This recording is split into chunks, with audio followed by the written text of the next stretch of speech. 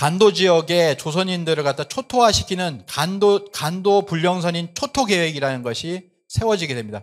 봉오동 전투에 지니까 150명 이상의 일본군이 전사했잖아요. 그러니까 이들이 열이 받쳐가지고 모든 인원을 동원해서 다 죽여라, 민간인까지 다 학살해라. 이것이 1920년에 이루어지게 됩니다. 그러면서 다나케 본부까지 들어오게 되는 거예요. 다나케 본부가 어디 있었냐면 남만주에 아까 말씀드린 관전현에 홍성납자라는 곳이 있습니다. 여기 보시면 이게 압록강이에요. 압록강 아래쪽이 삭주라고 평안북도고요. 평안북도고 그 위쪽이 넘어가면은 남만주의 관전현입니다.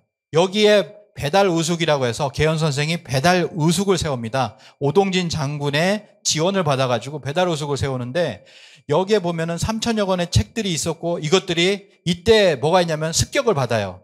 아까 간도 초토화 작전이 있었다고 그랬잖아요. 그때 습격을 받습니다. 그래서 계현 선생이 체포해서 살해가 됩니다.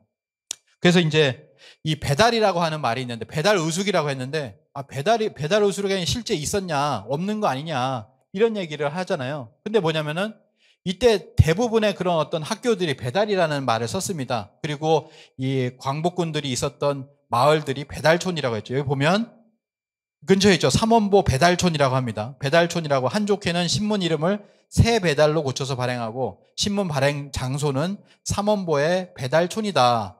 그리고 길림성 통화연의 배달학교라고 1920년 배달학교가 있었는데 여기도 들이닥쳤어요. 일본군 헌병대가 들이닥쳐서 뭐냐면은 조선인 박멸, 경신 대투볼 작전으로 모두 처형이 됩니다. 그래서 배달학교라는 것도 이시영, 이회영이 신흥무관학교의 지원으로 문을 연 민족교육학교가 배달학교인데 이것도 완전히 이제 폐쇄가 되어버린 거죠. 그래서 배달학교가 폐쇄되었다 그런 얘기고요. 그다음에 배달촌, 오은현에 보면은 배달촌이라고 하얼빈에도 배달촌이라고 있었다라고 이게 옮겨가면서 배달이라고 합니다. 신흥무관학교의 교과도 우리 배달나라의 우리 자손들이라고 후렴구에 보면 배달나라 우리는 배달국의 자손이다라고 하는 것을 이야기를 하는 거죠. 이것이 원래는 신시 배달국을 얘기하는데 이제 나중에 독립운동가들이 대종교와 더불어서 이렇게 또 배달이라고 했기 때문에 여기 단군조선을 얘기하기도 합니다. 그렇지만 원래는 이 배달이라고 하는 것은 바로 환웅천황의 신시 배달국이다라고 하는 것을 알 수가 있고요.